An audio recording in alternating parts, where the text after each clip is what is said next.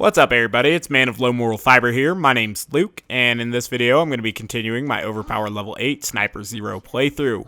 We've been working through the side quest here in the main game, the vanilla portion of the game, that is not including the DLCs, and we are working through them pretty well. We don't have too many side quests left. I did notice when looking through my quest log, though, that I have a quest from Lilith that will take some time. This quest is called Cult Following the Eternal Flame, and I guess I'll also pick up Mine All Mine while we're here, because I should have done Mine All Mine a long time ago while we were actually in the Tundra Express. So the Cult of the Firehawk, it's going to take some time, so I guess we'll just do the Tundra Express one first. I believe the farmhouse will get us a little bit closer. We just have to kill Prospector Zeke. I think that this quest is really quick. It doesn't take very long at all, but we'll see. He's just like the king bandit in this little mining camp, and it's not going to take very long. So I killed that Varkid there, gave me a little follow-through bonus, and we'll be rushing over to the mining camp. You can kind of see it up there with those piston thingies that are going up and down, and we'll get over there. This is definitely a little bit closer than the other fast travel, and we'll kill him, and then we will fast travel to the we will fast travel over to the Frostburn Canyon and knock out the Cult of the Firehawk quest. And there's a couple things we need to do in there. We need to kill Scorch. We need to light some statues on fire. We need to take Matchstick all the way to the top of the Captain Flint area, which will take some time. So I guess we need to kill 10 or so bandits in this little area. It shouldn't be that bad. So already one down, that's good. Ah, man, these guys go underground. That is so aggravating. I hate enemies that disappear.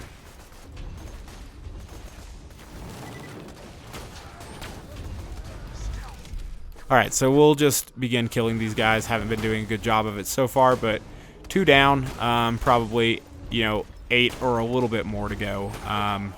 I believe that they put a little bit more than 8 in here. I could be wrong. Or a little bit more than 10 total. I think they do that so if you kill a Goliath, or don't kill a Goliath actually, but enrage a Goliath. Oh, cool. Shock damage over time.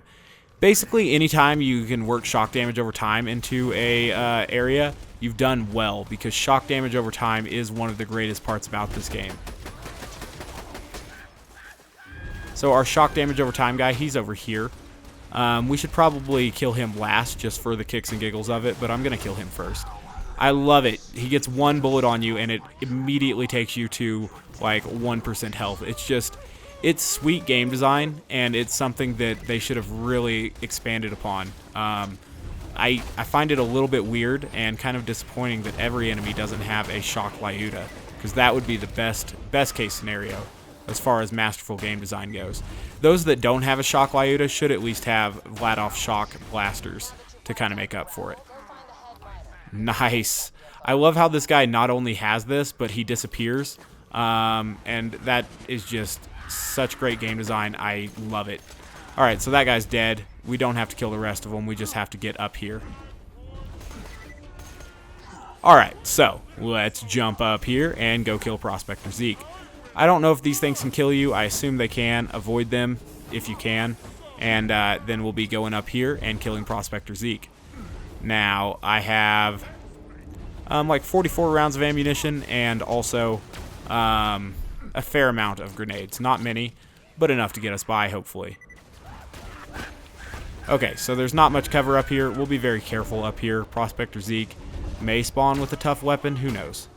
Oh, good. This guy has fire damage over time. Not quite shock damage over time, but it's still fun.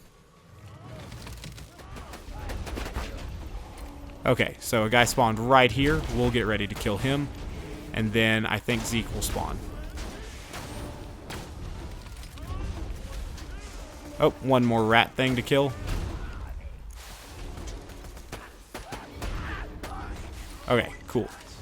So here's Zeke. He gonna spawn.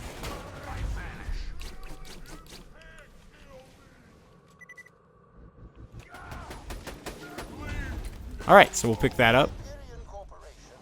Oh, I forgot about this. Blake tells Lilith some things here, and Lilith decides that we need to blow up a train with Tiny Tina's help. This is actually the mission where you get the Fuster Cluck.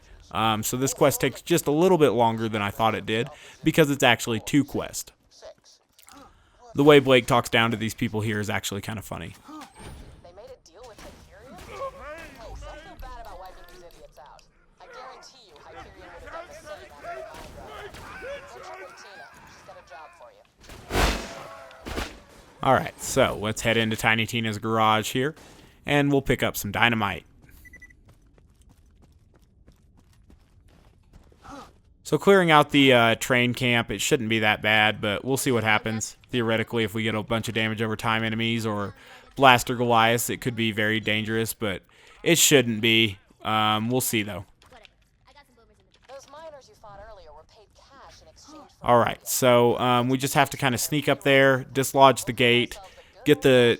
Well, I guess maybe we won't sneak. We could sneak. We could probably sneak in, but I don't see the point in sneaking when killing them will probably be safer. So I guess we'll just kill them. It shouldn't take that awful long, but we'll see. We'll see what happens. And then we'll do the quest to get the Flame of the Firehawk shield, or the multiple quest, actually. You're gonna have to use it to steal the bandits' payroll. Gotta love the Neat. irony. Use Tina's dynamite to blast the exit gate and block the tracks. True world revealed. Weaknesses now known to me. Time to go to work.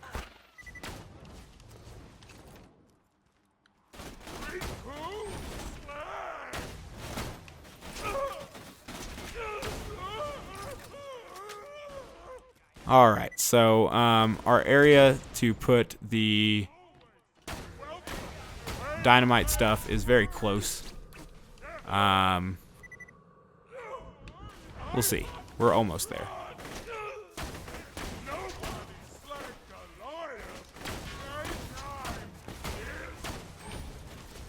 Okay, so we're almost done killing all of these guys. We can finish doing that as the train arrives.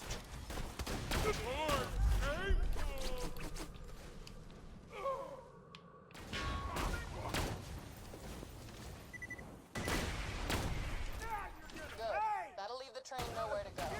Now all you gotta do is signal Hyperion and make like you're ready to sell some iridium. We'll signal Hyperion. Trade request received. Payroll train dispatched. I vanish.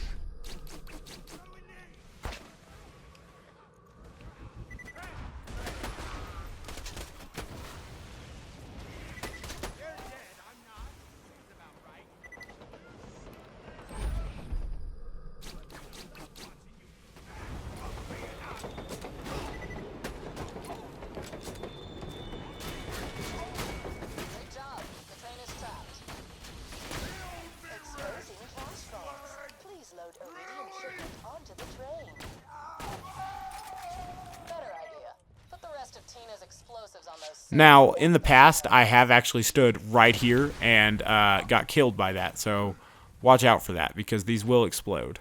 And they cause pretty big explosions, and they will kill you, so step back to where that won't happen. That was awesome. Alright, so let's get out of here, Stress signal received. and we'll go back to Tiny Tina. Payroll train number 627. Get back to Tina whenever you're done dealing with those Hyperion reinforcements. Cool. Good job all around.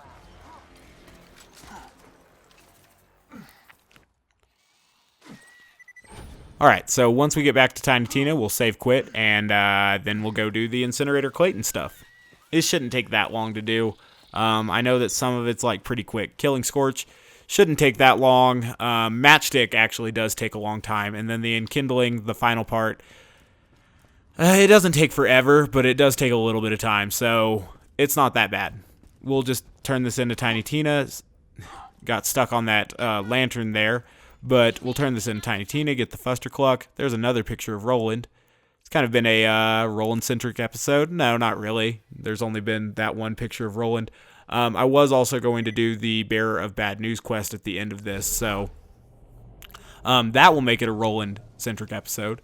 But we will go to the Frostburn Canyon. I was actually going to do that before starting any of these quests so that we didn't save the non-combat part for the end.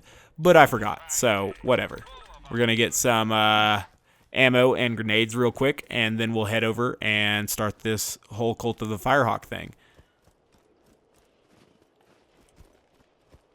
I had actually played through a little bit of Borderlands 2 co-op style for the first time in a long time, and I had to do the Angel's Core quest, which takes forever. And, you know, that was making me think it was Roland-centric for sure. But I forgot that that obviously was not part of this recording. So we have to wait till Incinerator Clayton stops talking, and then Lilith will decide that because he just wants us to light dudes on fire, it's not going to take that long. But because he just wants us to light dudes on fire that want to be lit on fire, that it's not technically evil. So she's all right with this, but she grows kind of fond of us, you know, or these guys worshiping her for a moment, and then she decides, hold on, these guys are actually evil. And so we'll get ready to kill all these guys here. We have to kill them with fire weapons to get their ashes. Not tough. Well, actually, the arsonists are kind of tough because they are extremely resistant to fire, but they'll eventually die.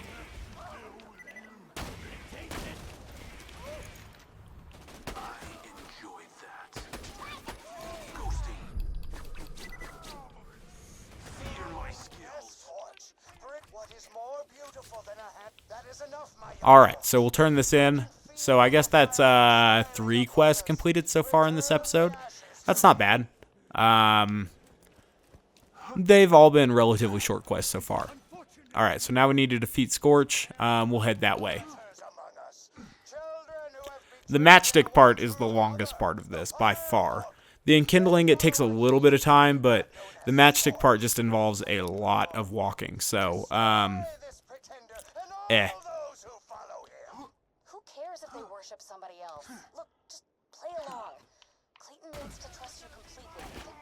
I'll just kill one dude for the follow-through bonus and the Grim bonus to keep my shield up, just in case anybody tries to shoot us as we run through here. Alright.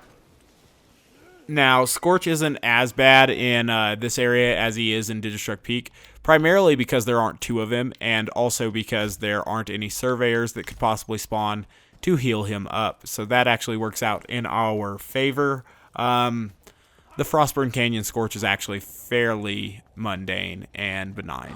So we'll get ready to kill him.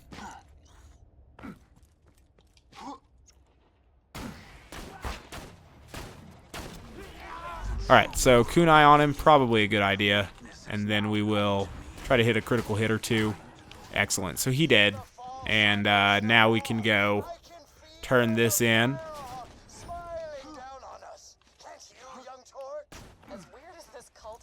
See, this is the point in time at which Lilith is like, hold on, these guys are just stupid. They don't really do that much. But she eventually finds out that they're hurting innocents. And that'll be the point in time at which she wants to have them eradicated. So, we're rushing right now back to Incinerator Clayton.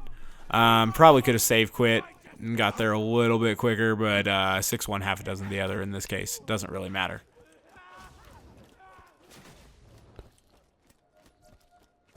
Damn, I forgot to do that Bearer of Bad News quest. We could already be 5 quests in if I would have done that. We'll knock that out at the end of this, since we have to go back to Sanctuary anyway. It's not going to take that long to do that one.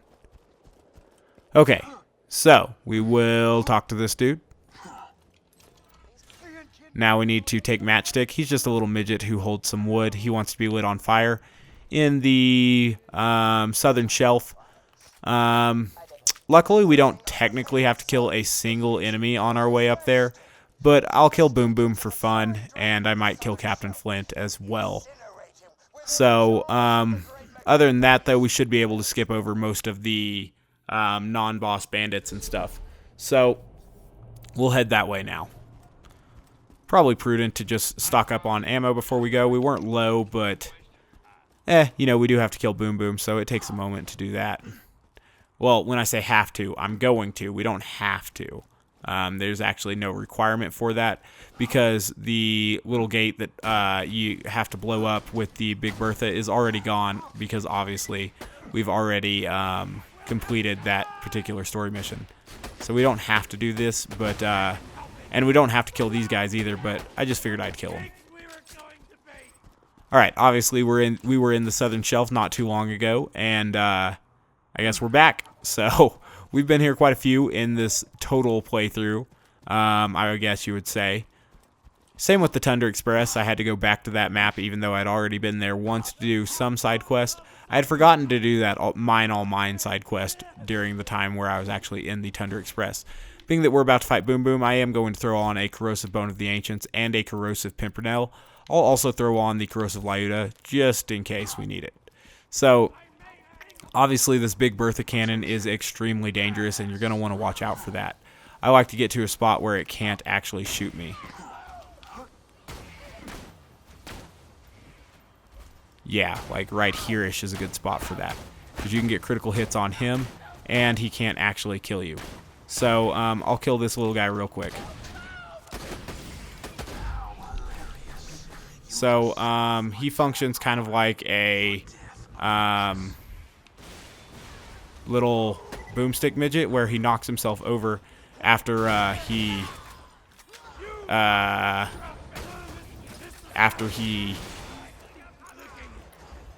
shoots, which makes him a little bit more dangerous because you can line up a critical hit shot and then totally miss because he falls over. So you can get critical hits right there on that guy without him actually being able to shoot you. And then he just has a torque shotgun and he flies around and stuff. He can be a little bit dangerous, but he shouldn't be too bad.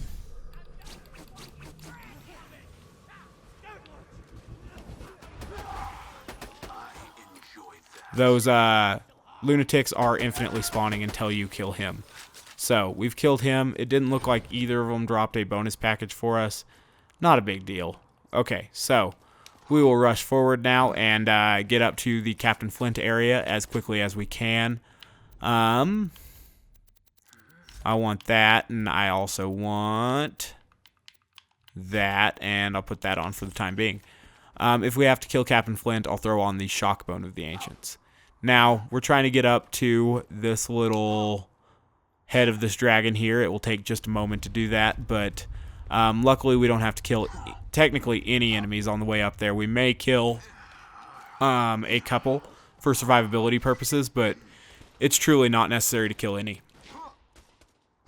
So this gate will open up, and I think there should be a little midget or runner psycho here, and we'll just kill, I guess, this boomstick midget just for the follow-through bonus. I didn't want to use deception there, but the boomstick midget was a little bit scary.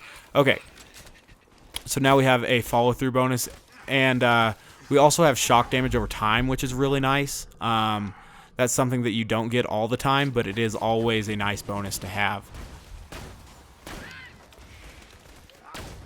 So, just picking up Grim and follow through again, trying to avoid that shock damage over time.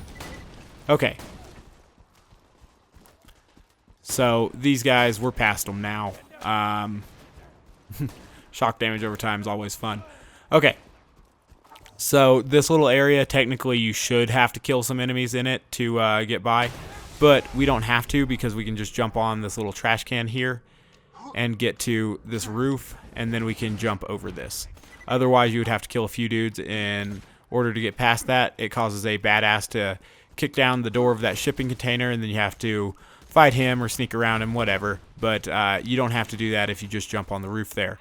So that's what I did, and then I take kind of a outside circle route around all of these huts, just so none of those guys can shoot me. And then, since we're not dealing with Claptrap right now, we don't have to kill any of the guys in here. And they'll actually just kind of run past you because of their scripted AI, and that's kind of neat. And so we'll just begin to get up to the chain, which will take us to the top so that we don't have to fight any of these dudes, actually. So we can skip a lot of this nonsense to get up to where Matchstick needs to go a lot quicker. I like to turn right here, jump on this little thing, jump on the shipping container, follow this arrow up to this corner, jump to that corner, and then scoot just a little bit away from the wall. And then, assuming dudes don't knock you away with their gunshots or grenades, whatever that was, you will be able to climb that chain and get up to Captain Flint a little bit quicker. But luckily the game decided, you know what, let's knock him around right here. That'll be really funny. So, now we can get on the chain and we can get up here. So, that was massively aggravating for me, but whatever. We still skipped all those dudes. So now it may be necessary to kill Captain Flint. I'll throw on the Shockbone of the Ancients just in case. It shouldn't be. Whatever, I'm going to kill him anyway. It looks like he is spawned. You can see all the fire and stuff. Where is he? He's right there. So he's not even far. When he goes full fire mode, he is rather resistant to damage, and so it's best to kill him before he goes full fire mode. And now he dead, and we can go do this matchstick thing. Theoretically, we could kill all of his henchmen. Entirely unnecessary, though. Maybe we don't have to worry about him. That'd be nice.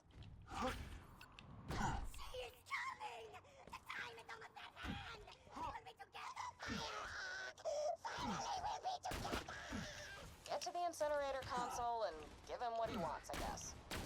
So Lilith decides for us to burn these guys here, or this guy. Why isn't that guy getting slagged? Alright, and we'll do that. And at this point in time, we can watch this guy get burned.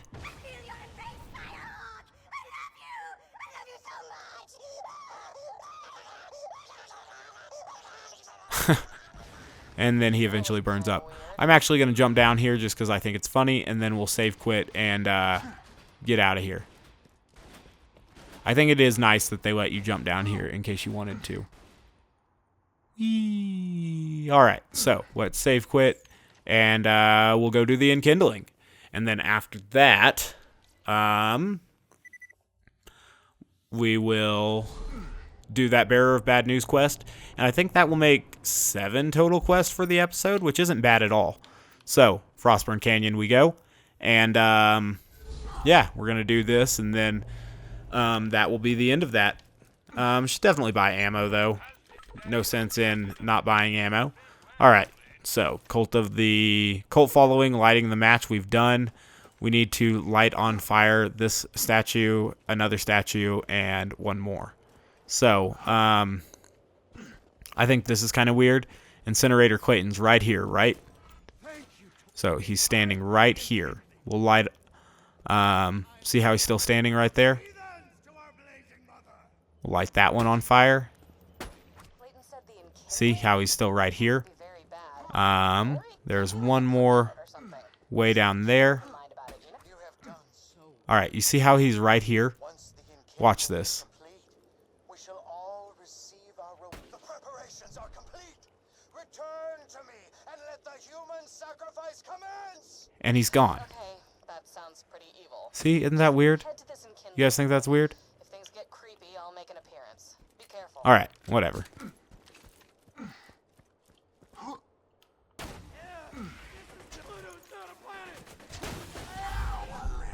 Alright, so I got a follow-through bonus there and a Grim bonus, just to help me get away from those enemies should I have to deal with them. Okay. Probably want on the Firebone of the Ancients here, just in case we have to kill anything. Shouldn't have to, but we'll see. Shock Barrel there. That's another opportunity to pick up some sweet shock damage over time. You should probably melee shock barrels when you're near them. It's definitely a smart idea. We'll kill this guy here just because he has a Torgue weapon, and that will get us up here a little bit quicker and also provide us a little bit of cover. Okay, so there are going to be some badass psychos up here, for which I am going to want my deception just in case we need it. We could probably use this deception to sneak past them, but why not just blow them up?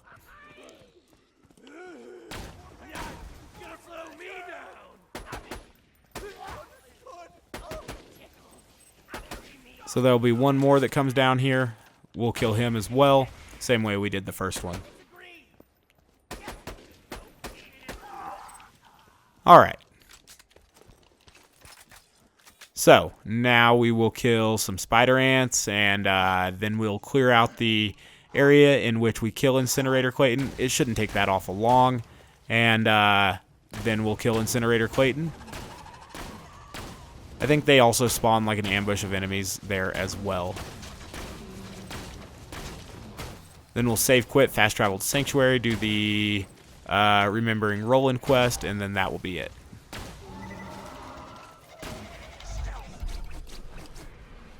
Whoa, don't knock me backwards. Luckily that thing wasn't slagged like it is in Digistruct Peak. That makes it a lot tougher. Probably sneak past these spider ants, to be completely honest with you.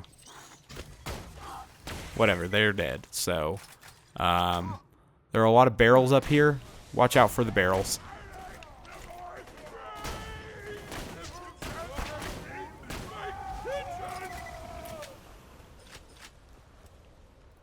A lot of barrels down there where we'll actually be fighting Incinerator Clayton, so we'll want to deal with those.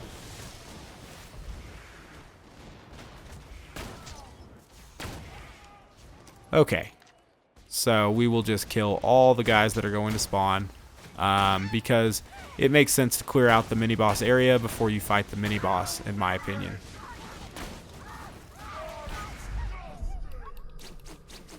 At the very least, it makes it a lot safer.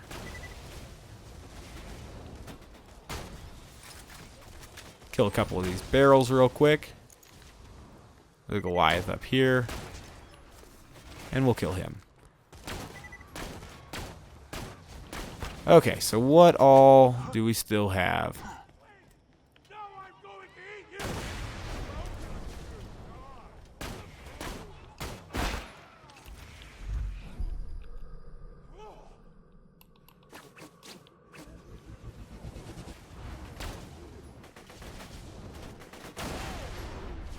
Oh, hold on, that's an arsonist.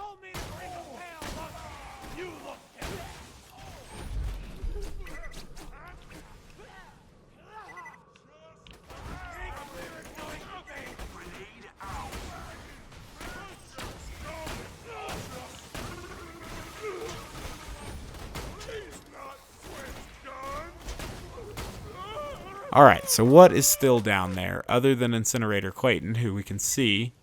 I don't see any other enemies.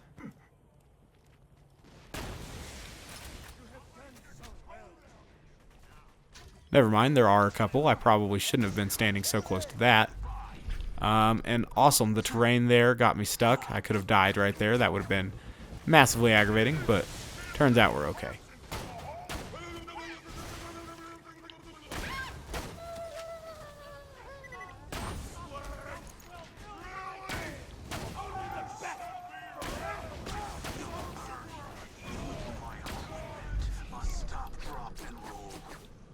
So, Arsonist, I guess he's the last thing that we need to kill before Incinerator Clayton. So we have plenty of ammo, plenty of grenades. I'll just open this box because, cool, got 12 sniper ammo and one more grenade.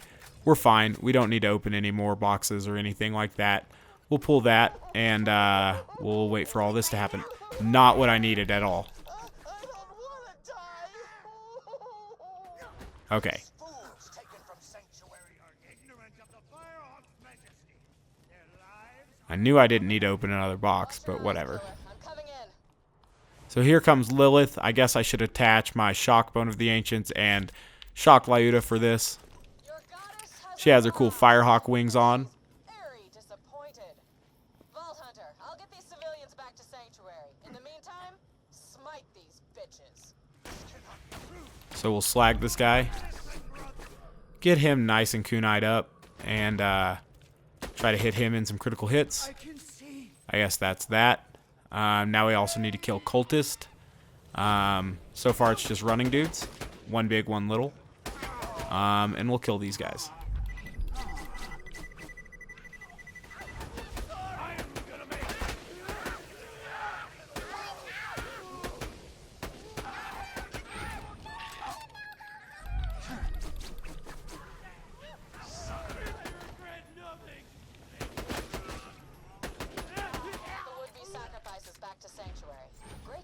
Alright, so that's that. Let's go ahead and head to Lilith, and we'll turn this in.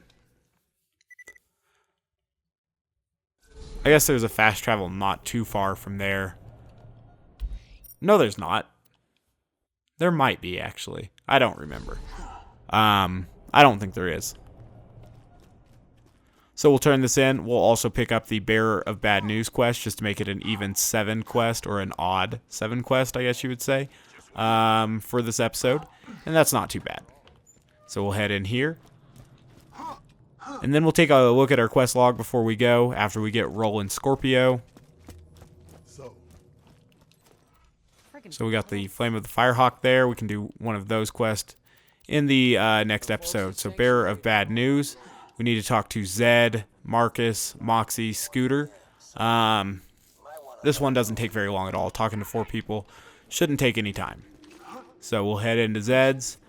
We've got a few quests that we need to do for Zed, a few quests that we need to do for Scooter. I think we've done all the quests for Moxie. We still have that home movies quest for Lilith, which is kind of like the Mine All Mine quest. I forgot to do that when we went to Opportunity. All of the characters in this particular quest are giving you a short little anecdote about how they felt about Roland and how much they liked him and stuff. And they kind of brought that full circle with the Tiny Tina DLC, which we will eventually get to, where it's all kind of her trying to get over the loss of Roland. And by all accounts, Roland was a great guy who did great things for the good people of Pandora.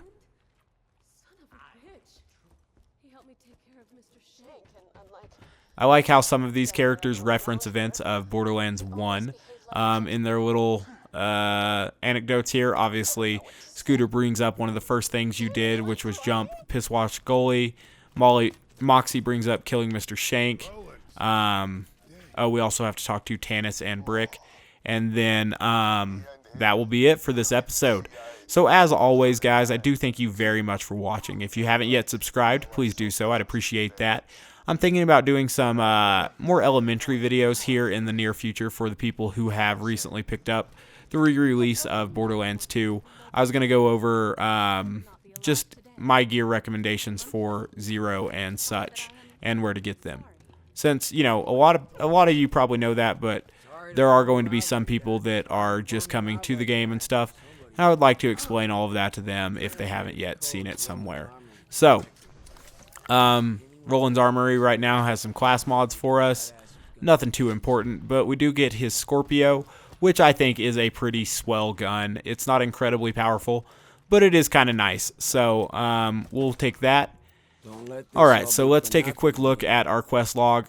It all fits on one page now. I was hoping it would, so that's pretty cool. 1, 2, 3, 4, 5, 6, 7, 8, 9. That's pretty good. Do any of these lead to other quests? They may. I'm not entirely sure. But we can do the fridge in a near episode. Oh, that one definitely leads to more quests. But we'll do all of these, and it'll be pretty cool. So, like I said, guys, thank you very much for watching. I do appreciate it, and I do hope to catch you next time. Bye, guys.